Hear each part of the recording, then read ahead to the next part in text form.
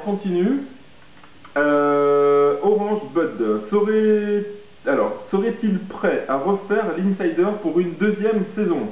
Donc serait-il, c'est moi dont tu parles, prêt pour refaire l'Insider pour une deuxième saison? On va attendre de savoir si déjà il y aura un dilemme 2 et après je te répondrai. Quel projet a-t-il avec Cindy et JC? Alors écoute, pour JC on a proposé une émission qui s'appelle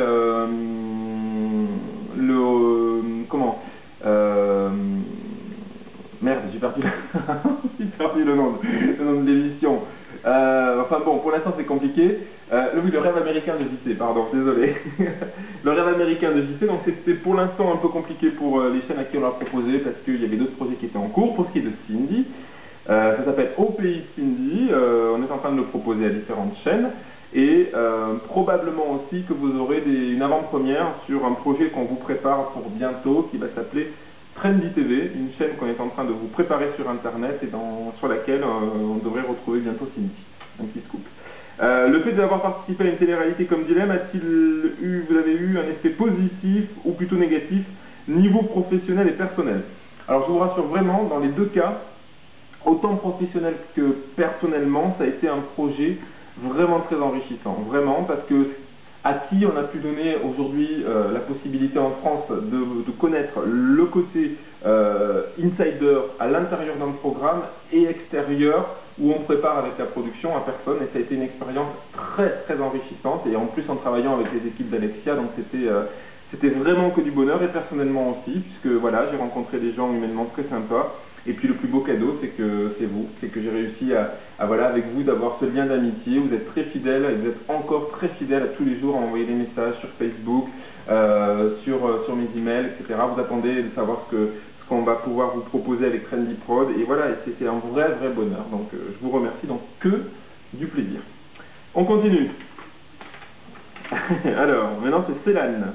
Vous avez été clairement pro-violet tout au long du jeu. Ne pensez-vous pas que ce parti pris a accentué l'image déplorable du clan violet aux yeux du public, car les fans du G5 avaient un sentiment d'injustice flagrante de votre part? Waouh! Alors écoute, franchement, je pense pas. Je pense pas du tout avoir pris d'avoir eu un parti pris pour qui que ce soit. Après, tu sais, c'est comme pour tout dans un environnement, quand tu es avec des personnes, comme quand tu pars en vacances, tu es avec certaines personnalités, tu vas forcément t'entendre un petit peu mieux avec ou Julie, ou Mathieu, ou Maria, etc. Et ça fait partie de la vie, parce que voilà, c'est des ressentis que tu peux avoir.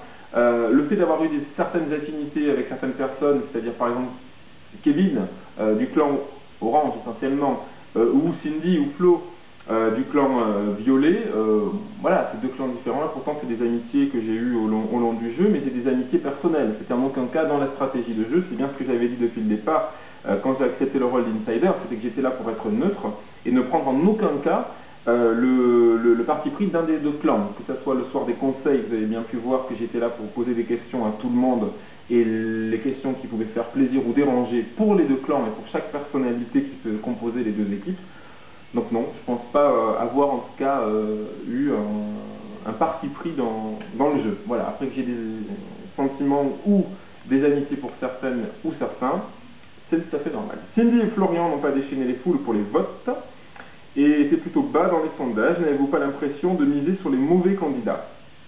Écoute, je ne pense pas qu'il y ait, cher Célane, de mauvais ou de bons candidats.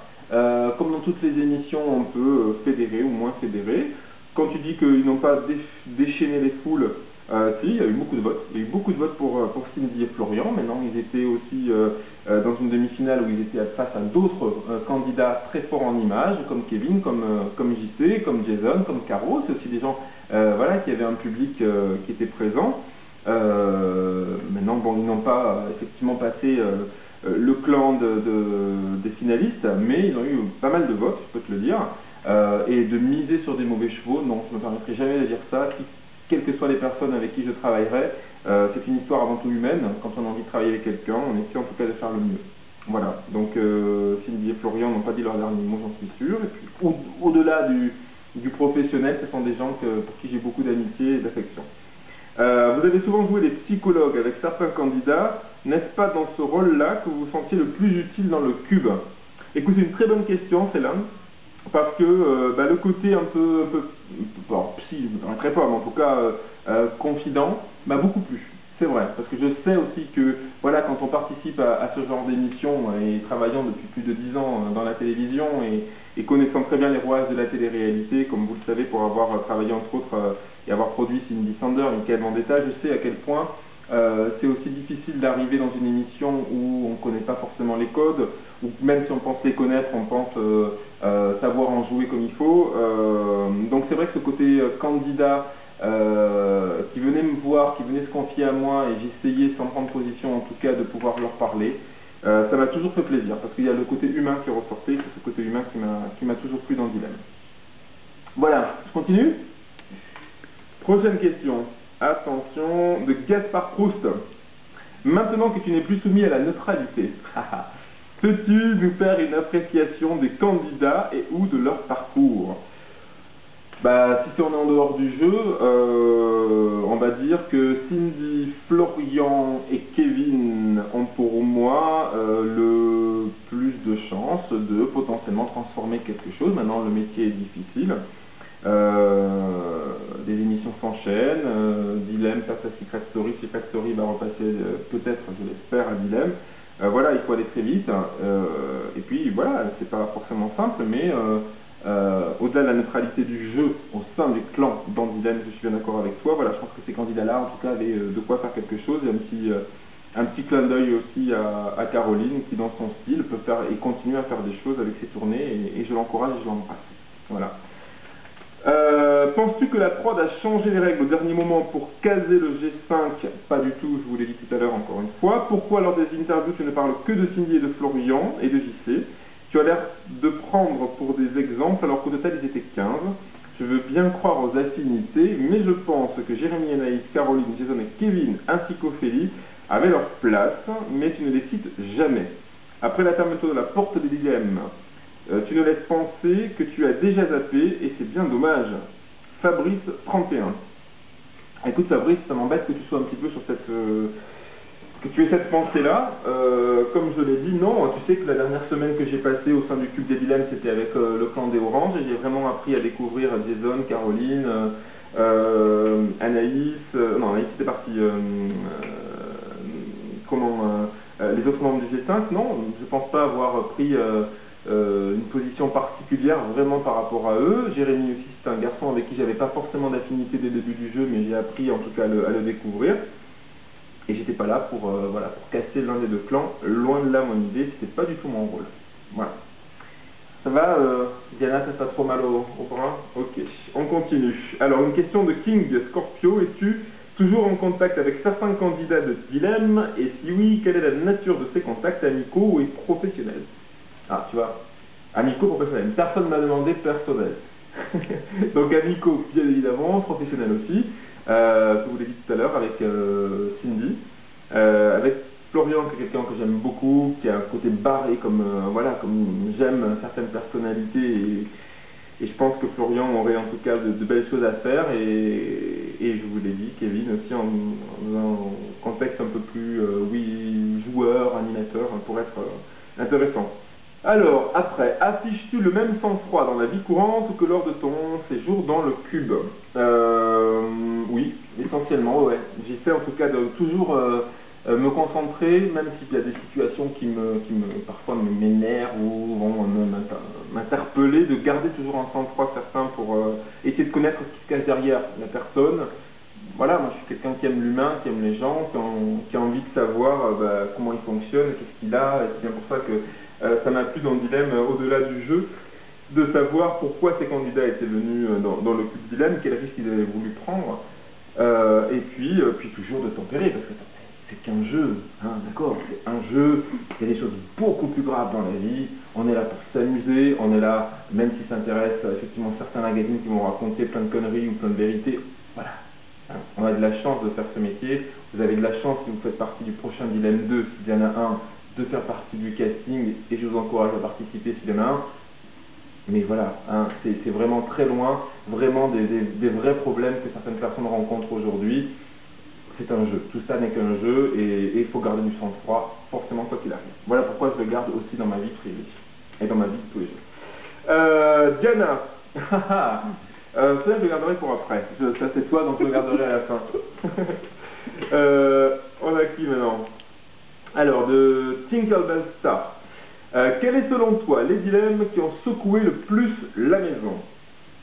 Alors, en tout cas, ceux qui m'ont secoué le plus, c'était vraiment le dilemme de la fin, où on a essayé en tout cas de remettre en question le rêve de certains de nos dilemmes, comme celui de JC, de rencontrer une directrice de casting à LA. Je sais que au sein du Cube, c'était tellement quelque chose de très fort pour lui quand il a refusé de la rencontrer. Pour moi, en tout cas, ça a été une vraie évocation que, voilà, JC était quelqu'un qui avait envie de jouer à fond pour son équipe, pour son clan dans le dilemme, même si peut-être après il l'a un peu regretté ou pas, mais en tout cas, il l'a fait.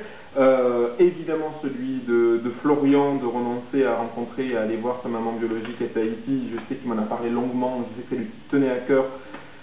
Et encore une fois, voilà, ils ont privilégié le jeu. Donc ouais, quand, à partir du moment où tu commences à toucher le rêve des gens, là ça commence à effectivement être difficile. Ces dilemmes-là pour moi qui ont été le plus compliqués. Après, voilà, quand on a vu notre ami Mathilde en train d'essayer de sucer une sucette avec un criquet à l'intérieur, forcément pour elle ça a été un moment insoutenable et pour moi tellement marrant que ceux-là aussi ils m'ont secoué, mais de la façon la plus marrante qui soit.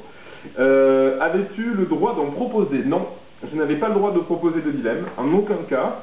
Heureusement que la machine et les hommes en rouge m'ont proposé de me venger lors de la dernière semaine, vous l'avez vu, mais sinon non, je n'avais pas le droit de proposer quoi que ce soit. Penses-tu qu'il faudrait en augmenter le nombre dans la saison 2? Oui, je pense qu'il faudrait en proposer un petit peu plus et en même temps essayer de, si on peut, monter, comme vous l'avez dit pour certains dans vos questions, le niveau de difficulté. Ça, je suis d'accord avec vous. Penses-tu que la cagnotte finale était suffisante? Les finalistes avaient l'air déçus du montant. Alors, ils ont été déçus du montant. Bon, il y avait 300 000 € en jeu. Là où ils ont été déçus, c'est qu'effectivement, on avait bien expliqué qu'il y avait deux clans, les oranges et les violets, que donc 300 000 € étaient à partager, donc 150 000 € par clan.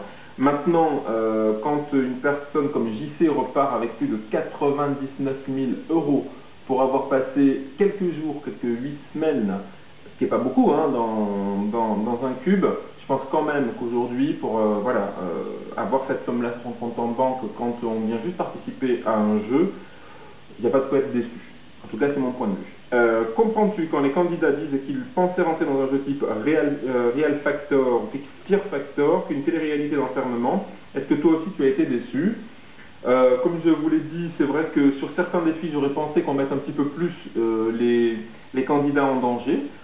Maintenant, je trouve que les défis qui ont été proposés, qu'ils soient ludiques, psychologiques, marrants, que ça joue sur certaines peurs de certains, sur les rêves de d'autres, c'était à la hauteur de ce qu'on avait prévu dans le dilemme, ce qu'Alexia avait envie de proposer en tout cas, fallait les relever. Et je peux vous dire que voilà, c'est facile d'être à ma place quand vous avez les candidats à face de vous et puis ils partent ensuite dans la salle des dilemmes, affronter la machine, et quand c'est vous vraiment qui avez le dilemme à subir, je peux vous dire que c'est loin d'être facile, surtout quand on est dans un endroit confiné, qu'on est là on ne sait pas pour combien de temps, et qu'on a juste son équipe pour à un moment donné se dire que j'ai fait le bon choix ou pas. Voilà, donc en tout cas les dilemmes étaient à la hauteur j'espère, de vos espérances au quotidien devant votre télé. Mais je suis d'accord qu'il faut peut-être augmenter le curseur.